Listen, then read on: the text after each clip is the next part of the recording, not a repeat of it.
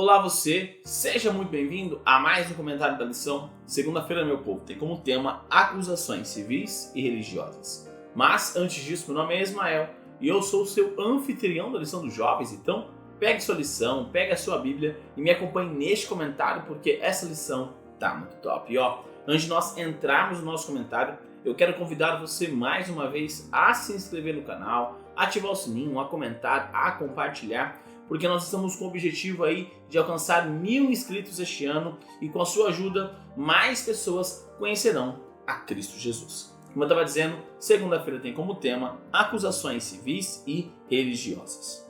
Quando nós olhamos para a história de Paulo, nós vamos ver várias vezes Paulo sofrendo muitos abusos e com certeza Paulo priorizava e se interessava pela liberdade religiosa. Afinal de contas, qualquer lugar que ele fosse, praticamente ele era perseguido por causa da sua religião, do seu posicionamento religioso. Tanto que Paulo fica muito tempo em Corinto. Por que Paulo fica muito tempo em Corinto? Claro, um dos motivos era a pregação do evangelho, mas um dos outros era porque lá tinha liberdade religiosa. O procônsul Acaia, ele fazia uma clara distinção entre problema religioso e problema civil. Na perspectiva dele, um problema religioso não tinha nada a ver com um problema civil. Tanto que é relatado até lá em Atos capítulo 18, esse posicionamento de Acaia. Ele na perspectiva dele não tinha por que misturar religião é religião, Estado é Estado. Agora pense, se todo o Império Romano tivesse procônsuls dessa forma, não teria tido todos esses problemas, essas dificuldades ali no Império Romano, nos princípios da Igreja Cristã e também mais para frente. Porque é muito fundamental entendermos essa separação entre Estado e Igreja. Já agora lá no capítulo 25, quando Paulo ele é colocado na frente de Festo, Paulo ele se defende de uma forma muito interessante. Ele fala que nenhum pecado ele cometeu contra a lei dos judeus, nem contra o templo, nem contra César. Então, se ele fala assim, e se eu cometi algum outro erro, eu estou pronto para morrer. Então, Paulo mostrava claramente essa distinção até na perspectiva dele. Estado é uma coisa, religião é outra.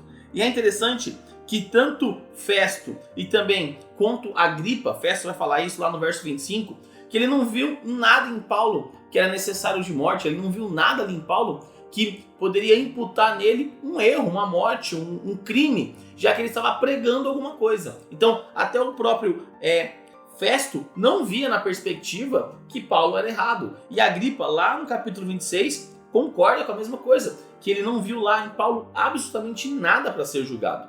Só que o grande problema, por assim dizer, é que Paulo tinha apelado para César. E uma vez apelado para César, isso era uma coisa irrevogável. Então, quando ele apela para César, ele vai ter que ir para Roma, ele vai como prisioneiro para Roma. Mas nem se dependesse de Festo ou de Agripa, Paulo teria sido liberto.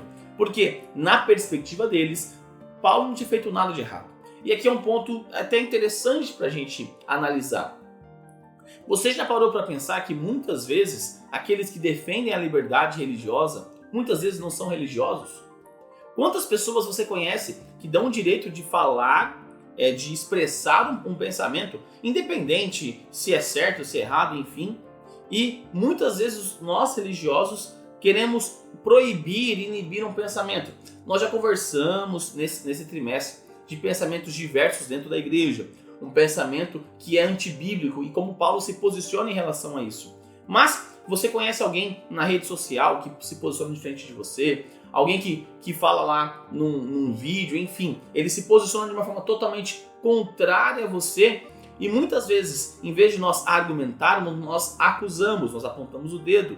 E esses personagens aqui que nós conversamos na história de Paulo não fizeram isso. Eles entenderam uma separação clara. Então, nós precisamos compreender que a liberdade religiosa ela deve ser pregada em todas as áreas, em todos os aspectos. Não é somente a Igreja Adventista do Sétimo Dia que deve ter liberdade religiosa, não. São todas as denominações pentecostais, aí os reformados, a Igreja Católica, enfim. Toda perspectiva religiosa precisa ter a sua liberdade de expressar aquilo que ele entende como teologia. E nós temos que ter o direito de falarmos, expressarmos a nossa liberdade, expressarmos também a nossa teologia e defendermos a ideia do outro poder falar a perspectiva dele. Nós não podemos querer implementar ideias no Estado para proibir ou coibir aquelas pessoas de expressar. Sabe por quê? Quando nós olhamos para a história, nós já falamos bastante nisso nesse trimestre, chegará um momento onde a nossa liberdade será cerceada também. Assim como Paulo, ele pregava e sofria perseguições por isso, chegará um momento da história que ocorrerá exatamente a mesma coisa. Então, eu preciso defender a liberdade hoje e aproveitar essa liberdade hoje. Então, se você não tem falado de Cristo, os 10 dias de oração estão chegando. É um momento óbvio e fácil de você falar de Cristo para algumas pessoas. É um momento de você levar a mensagem de Cristo, não de uma forma coercitiva, não de uma forma invasiva, mas fale do amor de Cristo, apresente a mensagem que você crê.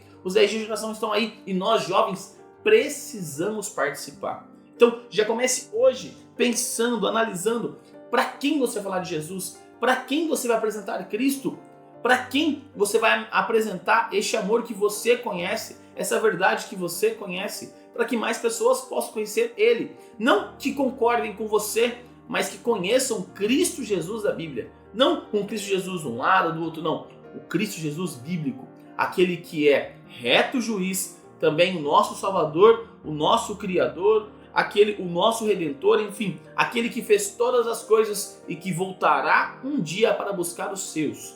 E tudo que nós precisamos fazer é aceitar o seu sangue e vivermos de acordo com ele. Então é necessário nós apresentarmos esse Cristo, é necessário nós não misturarmos as coisas. Então fica aí o convite para você participar dos 10 dias de orações e também apresentar esse Cristo maravilhoso para as outras pessoas. E neste momento eu convido você a fechar os seus olhos e orar comigo.